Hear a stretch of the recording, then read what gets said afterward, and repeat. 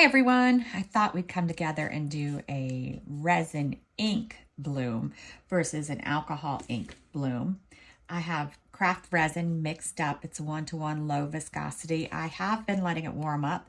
I've been fooling around a little bit, so I'm at 34 degrees Celsius. I need to get it out of my cup. I'm going to put a light layer in this mold, maybe just like 1/3 of the depth of the mold. I'm going to put about 1 ounce in this cup. I do have a couple other projects I'm working on, so this may go towards them. All right, let's mix up our white. I'm going to use Cast and Craft today. I have a little over 1 ounce. I'm thinking let's start with 10. We may soup it up to 12. We'll see.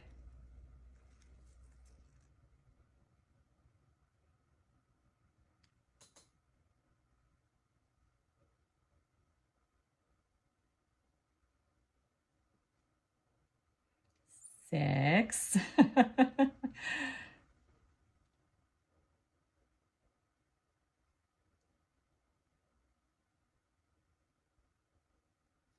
right, let's give it a whirl.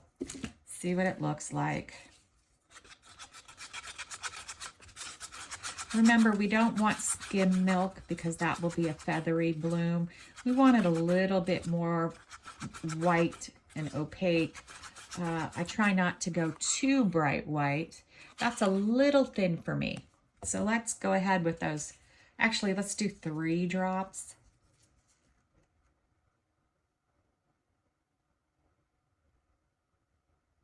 They're such small drops that they don't have a huge impact,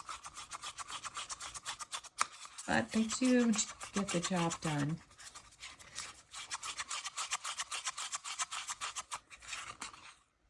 Yeah, that's, I think, more like what we're looking for. All right, so I picked some weird colors today. I am using bottle green and espresso.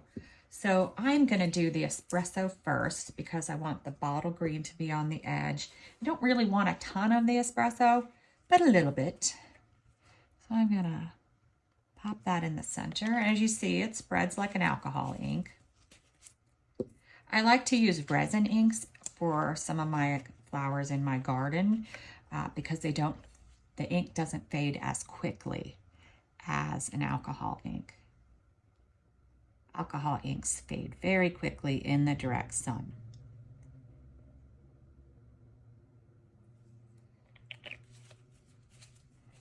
Now it does take just a little bit longer for these to spread out and do their thing. I'm going to get my white in my piping bag. And I think we're just going to do circles today and then put some lines in them.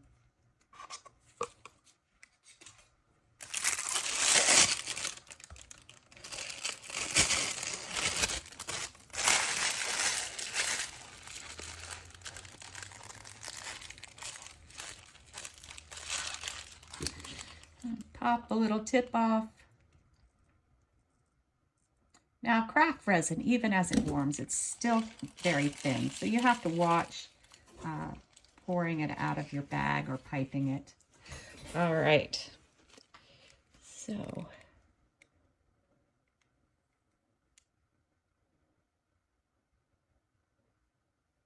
because the pick up and put down is often the biggest problem. Because when you put it back down, you always get a little bit of a blob. I think that's why we generally go with spirals, because you don't really worry about that as much. So if you want to do a spiral instead, do a spiral. Because we're almost guaranteed blobbies with this. But if you notice, I'm putting them all in one location, so that when I do my lines, I'm going to do a line there to help with the blobby situation.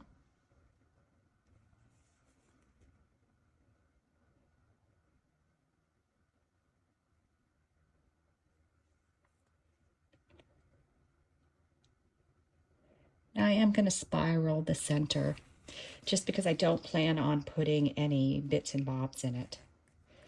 So we're just gonna go drop in. Let's give it a good spiral. All right. Put this back in my little cup.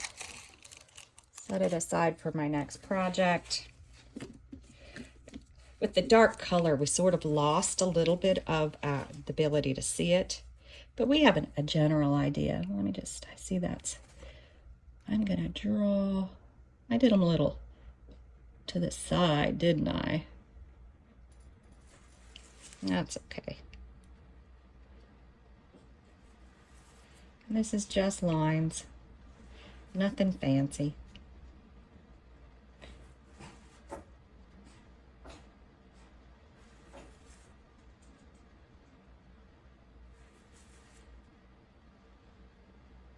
And on my last one, I'm gonna do my spiral.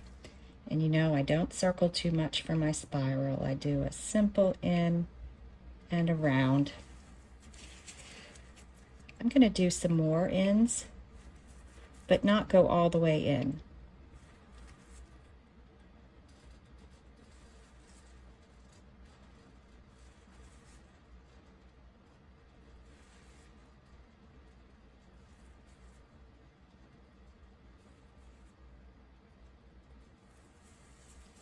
All right, that's it. That's all I'm gonna do.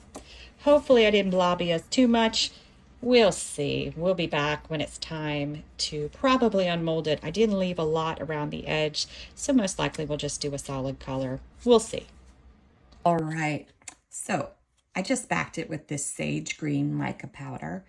I did see my bloom was too big, so it went to the edge, so some of the petals folded back.